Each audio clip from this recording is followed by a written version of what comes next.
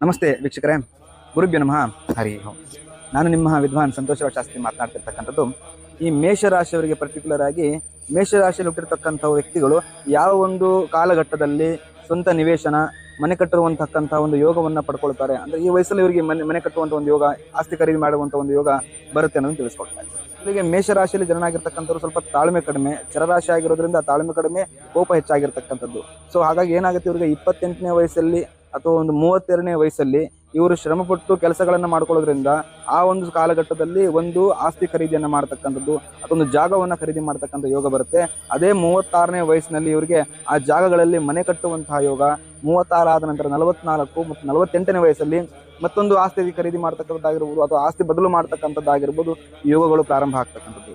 ಇವರಲ್ಲಿ ಇನ್ನು ಹೆಚ್ಚಿನ ಪ್ರಭಾವಗಳನ್ನು ಕಾಣಬೇಕಂತಂದ್ರೆ ಮೇಷರಾಶಿಯವರಿಗೆ ಚಂದ್ರದಶೆ ಅಥವಾ ಗುರುದಶೆಯ ಪ್ರಾರಂಭ ಕಾಲಗಳಲ್ಲಿ ಹೆಚ್ಚಿನ ಒಂದು ಆದಾಯಗಳನ್ನು ಪಡ್ಕೊಳ್ತಕ್ಕಂಥದ್ದಾಗಿರ್ಬೋದು, ಲಾಭವನ್ನು ಕಾಣತಕ್ಕಂಥದ್ದಾಗಿರ್ಬೋದು ಮೇಷರಾಶಿಯವರು ಕಾಣಬಹುದು. ಯಾವಾಗಲೂ ಕೂಡ ನಿಮ್ಮ ಜಾತಕವನ್ನು ಪರಿಶೀಲನೆ ಮಾಡ್ಕೊಳ್ಳಿ.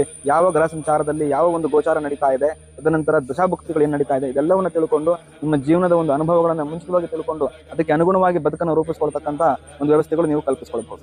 ನಿಮ್ಮ ಜಾತಕವನ್ನು ವಿಮರ್ಶೆ ಮಾಡ್ಲಿಕ್ಕಾಗಿರ್ಬಹುದು, ನಿಮ್ಮ ಹೊಸ ಜಾತಕವನ್ನು ಬರೆಸಲಿಕ್ಕಾಗಿರ್ಬೋದು, ನಿಮ್ಮ ಜೀವನದಲ್ಲಿ ಏನು ನಡೀತದೆ ಅಂತ ತಿಳ್ಕೊಳ್ಳಿಕ್ಕಾಗಿರ್ಬೋದು. ಈ ಎಲ್ಲ ಕುತೂಹಲಕಾರಿ ಮಾಹಿತಿಗಳನ್ನು ತಿಳ್ಕೊಳ್ಬೇಕಂತಂದ್ರೆ ಈಗಲೇ ಸ್ಕ್ರೀನ್ ಮೇಲೆ ಕಾಣ್ತಿರ್ತಕ್ಕಂಥ ನಂಬರ್ಗೆ ಕನ್ಸಲ್ಟೇಷನ್ ಬುಕ್ ಮಾಡಿಕೊಂಡು ಕರೆ ಮಾಡಿ ಮಾತಾಡಿ. ನಮಸ್ಕಾರ.